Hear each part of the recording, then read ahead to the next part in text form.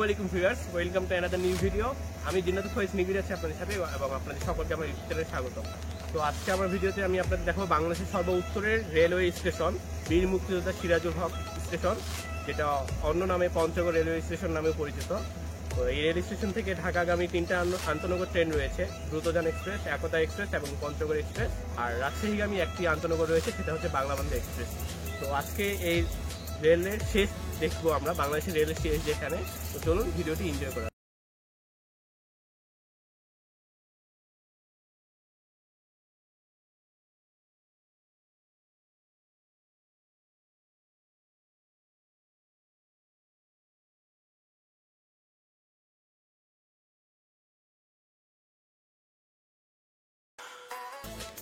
So viewers, প্রথমেই একটা জিনিস বলে রাখি, সেটা হচ্ছে আজকের এই ভিডিওটি দেখলে আপনাদের বাংলাদেশ রেলওয়ে সম্পর্কে যে ধারণা রয়েছে সেটি বদলে যাবে। বিকজ দেখতেই পাচ্ছেন যে এই রেলওয়ে স্টেশনটি কত নিট অ্যান্ড ক্লিন। এই রেলওয়ে স্টেশনটি বর্তমান বাংলাদেশের সর্ব উত্তরের রেলওয়ে স্টেশন, অর্থাৎ এরপরে আর উত্তরে কোনো রেলওয়ে স্টেশন নেই। তবে বর্তমানে বাংলাবান্ধা পর্যন্ত রেলওয়ে সম্প্রসারণের কাজের জন্য জমি অধিগ্রহণের কাজ শুরু হয়েছে। বাংলাবান্ধা পর্যন্ত রেল লাইনটি সম্প্রসারণ করা হলে এই পথ দিয়েই ভারত, নেপাল ও ভুটানের সাথে রেল যোগাযোগ সম্পন্ন করার পরিকল্পনা করছে বাংলাদেশ সরকার। চলুন এখন এই রেলওয়ে স্টেশনের ট্রেনের শিডিউল এবং বাংলাদেশের রেলওয়ে সম্পর্কে কিছু তথ্য জেনে আসা যাক।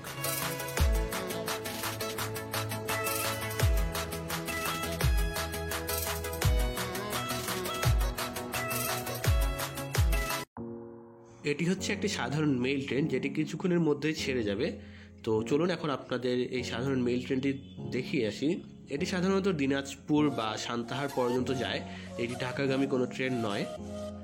ট্রেনটির ভিতরটি মোটামুটি পরিষ্কার, খুব বেশি পরিষ্কার আবার খুব বেশি নোংরাও নয়।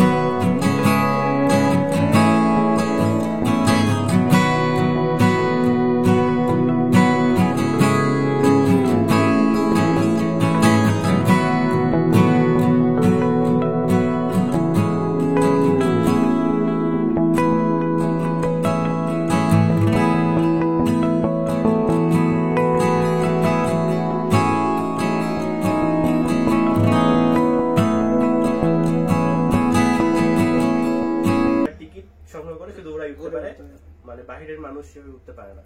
তো অনেক সময় আমরা দেখি যে ট্রেনের মধ্যে বাইরের মানুষ অনেক ঢুকে যায়, সেটা হচ্ছে শোভন চেয়ারে হয়।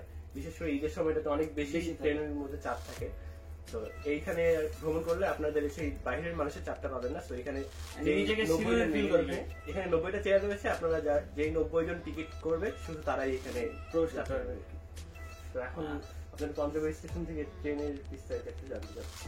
আচ্ছা, আমি মেহেদি হাসান, আমার বাড়ি সিরাজগঞ্জ। আমি কন্ট্রাক্টের মাধ্যমে ম্যানেজার হিসেবে ওয়াশপিটের চাকরিতে আসছি। ট্রেনের শিডিউল হলো আপনার দ্রুতযান এক্সপ্রেস পঞ্চগড় হতে ঢাকা অভিমুখে 8:10 আচ্ছা, এরপরে আছে হলো সকাল 8:10। তারপরে আছে হলো বাংলা বান্দা পঞ্চগড় টু রাজশাহী 8:30 সকাল 8:30। আচ্ছা, এরপরে সান্তাহার অভিমুখে একটা লোকাল ট্রেন আছে 7 আপ না 7 আপ, ওটা হলো 9:15। তারপরে ট্রেন আছে আপনার পঞ্চগড় এক্সপ্রেস ঢাকার অভিমুখে 12:30। পঞ্চগড় এক্সপ্রেস তো সেমি নন স্টপ, এটা স্যাম শুধু স্যাম ঢাকাতে যেভাবে যায় অন্যান্য পঞ্চগড় একটু কম, অনেক কম। এটা পঞ্চগড়ে 12:30। তারপরে আপনার লাস্ট ট্রেন হলো আপনার রাত্রি 9:10, ওটা একতা এক্সপ্রেস ঢাকার অভিমুখে। সেম ট্রেন গুলো ঢাকা থেকে ছেড়ে আসে, শুধু দ্রুতযান এক্সপ্রেস এখান থেকে সকালবেলা ছাড়ে, ওটা ঢাকা থেকে ছাড়ে হচ্ছে রাত 9টা। দুটাই একই টাইমে ছাড়ে নাকি ঢাকা থেকে?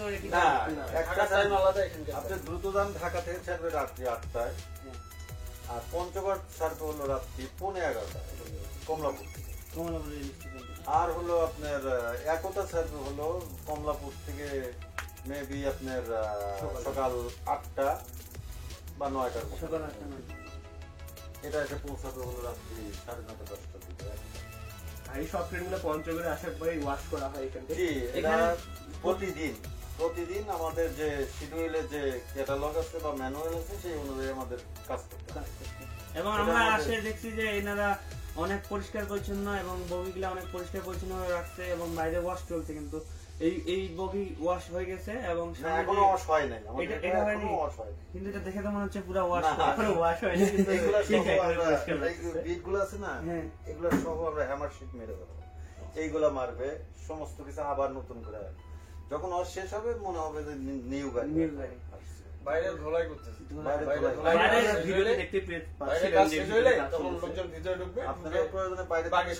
বাইরে আমরা ভিডিও করছি, বাইরে কিন্তু আপনারা দেখতে পাচ্ছেন যে বাইরে ওয়াশ চলতেছে। আমরা মনে করছি যে এই যে বগিটা আছে এটা ওয়াশ হয়ে গেছে, কিন্তু আসলে এত পরিষ্কার পরিচ্ছন্ন যে দেখে বোঝা যাচ্ছে না যেটা ওয়াশ করা হয়নি, অথচ এনারা আরেকবার ওয়াশ করবে। এবং এটা আমাদের জন্য খুবই ভালো, রেল মন্ত্রণালয়ের জন্য ভালো যে একটা আর কি পরিষ্কার পরিচ্ছন্ন রেল উপহার দিচ্ছে আমাদের। এবং করোনাকালীন সময়ে যে একটা মানুষের যে সিকিউরিটির ব্যাপার আছে বা করোনা যে সেভের বিষয়, যেটা আর কি করোনা এক থেকে আরেক জায়গায় আরেকজনের কাছে ছড়ানো, বা এই জিনিসটা কিন্তু আমাদের খুব উপকারে লাগবে, এই পরিষ্কার পরিচ্ছন্নতা। ধন্যবাদ আমাদের রেল গাড়িতে আমাদের করোনার জন্য রাতের গাড়িতে আমাদের স্প্রে করা হয় প্রত্যেকটা জীবাণুনাশক, হ্যাঁ রাতে জীবাণুনাশক স্প্রে করা হয়। ধন্যবাদ আমাদের রেলমন্ত্রীকে। আগে আমাদের পঞ্চগড়ে একটা আন্তনগর ট্রেন ছিল না, বর্তমানে আমাদের ঢাকাগামী শুধু 3টা আন্তনগর ট্রেন।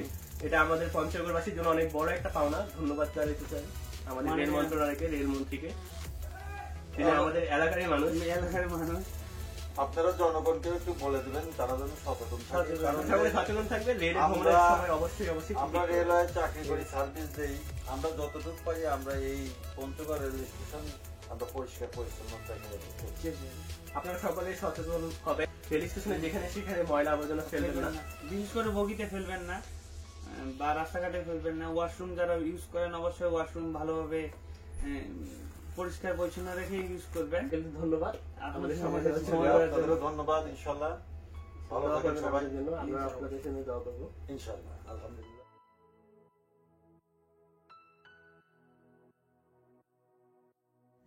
তো এই ট্রেনটি পঞ্চগড় থেকে ঢাকা রুটে যাতায়াত করে। এই একটা ট্রেনে 3টি নাম দেওয়া আছে, কারণ ঢাকাগামী পঞ্চগড়ে যে 3টি আন্তনগর ট্রেন রয়েছে তার 3টির নামই এখানে দেওয়া আছে। 3টি ট্রেনের একটি রিজার্ভ ট্রেন অলওয়েজ এখানে উপস্থিত থাকে, অর্থাৎ একটি যদি শিডিউল বিপর্যয় করতে আসতে লেট করে তাহলে এটি সেই সঠিক সময়ে এখান থেকে চলে যায়। একতা এক্সপ্রেস হচ্ছে 705, যেটা পঞ্চগড় থেকে যখন ঢাকা যায় তখন 705 নাম্বার থাকে ট্রেনের নাম্বার, এবং আসার সময় 706। একইভাবে দ্রুতযান এক্সপ্রেস ও পঞ্চগড় এক্সপ্রেসেও ট্রেনের নম্বর দেওয়া আছে এখানে। ভিডিও শুরুতেই বলেছিলাম যে এই রেলওয়ে স্টেশনটি দেখার পর আপনার বাংলাদেশের রেলওয়ে সম্পর্কে ধারণা পাল্টে যাবে। আসলে ধারণা পাল্টে যাওয়ার মতোই কাজ করছে বাংলাদেশ রেলওয়ে। দেখুন কত নিট অ্যান্ড ক্লিন, সব কিছু সাজানো গুছানো একটি রেলওয়ে স্টেশন। তো এখন আমরা পঞ্চগড় রেলওয়ে স্টেশন থেকে পঞ্চগড় মূল শহরের দিকে যাব। আপনাদের দেখাবো আপনারা পঞ্চগড় রেলওয়ে স্টেশনে নেমে কীভাবে পঞ্চগড়ের মূল শহরের দিকে যাবেন। তো চলুন ভিডিওটি এনজয় করুন। ভিডিওটি ভালো লাগলে অবশ্যই লাইক দিবেন এবং আপনাদের গুরুত্বপূর্ণ মন্তব্যগুলো কমেন্ট বক্সে শেয়ার করবেন। এখানে বাংলাদেশ রেলওয়ে কর্তৃক রেলে ভ্রমণের নির্ধারিত ভাড়ার তালিকা দেওয়া রয়েছে, আমি আপনাদের কাছে নিয়ে যাই দেখাচ্ছি। এখন আপনারা যেই ভাড়া তালিকাটি দেখছেন সেটি হচ্ছে আন্তনগর ট্রেনের ভাড়ার তালিকা, এবং বাম পাশে এখন যেটি দেখছেন সেটি হচ্ছে সাধারণ মেইল কমিউটার ট্রেনের যাত্রী ভাড়ার তালিকা। এটি হচ্ছে রেলওয়ে স্টেশনের প্রধান ফটক। সো এখন আমরা পঞ্চগড় শহরের দিকে যাব এবং আপনাদের পঞ্চগড় শহরে যাওয়ার রাস্তাটি দেখাবো, আপনারা কীভাবে রেলওয়ে স্টেশন থেকে পঞ্চগড় মূল শহরের দিকে যাবেন। আপনারা এখান থেকে অটো রিক্সা বা ভ্যানে অথবা অটোতে করে চলে যেতে পারেন পঞ্চগড় মূল শহরের দিকে।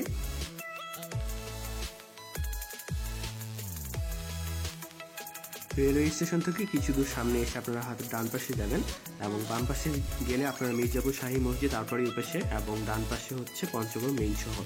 সো আমরা যেহেতু পঞ্চগড় শহরের দিকে যাচ্ছি আমরা ডান পাশে চলে আসলাম।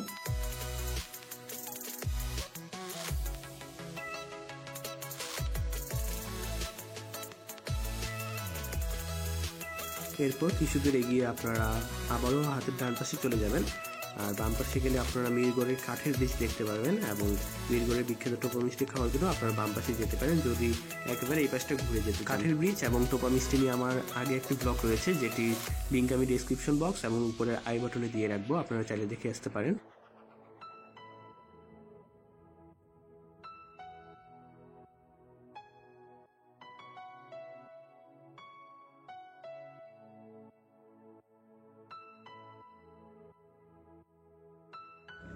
কিছু দূর এগিয়ে আপনারা হাতের বাম পাশে পঞ্চগড় বাস টার্মিনাল পাবেন। এখান থেকে যদি আপনারা তেঁতুলিয়া যেতে চান তাহলে এখান থেকে আপনারা তেঁতুলিয়াগামী বাস পেয়ে যাবেন।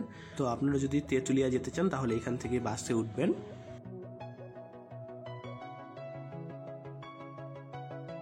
বাস টার্মিনাল থেকে কিছু দূরে গিয়ে এখানে দুপাশে দুটি রাস্তা যেতে দেখবেন।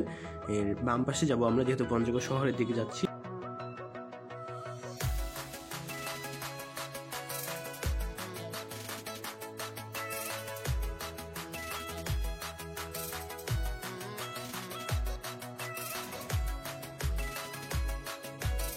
এখন আমরা রয়েছি করতোয়া নদীর উপরে অবস্থিত করতোয়া ব্রিজে, এবং এই করতোয়া নদীর তীরেই পঞ্চগড় অবস্থিত। সামনে যে বিল্ডিংগুলো দেখছেন সেটি হচ্ছে পঞ্চগড়ের মূল বাজার।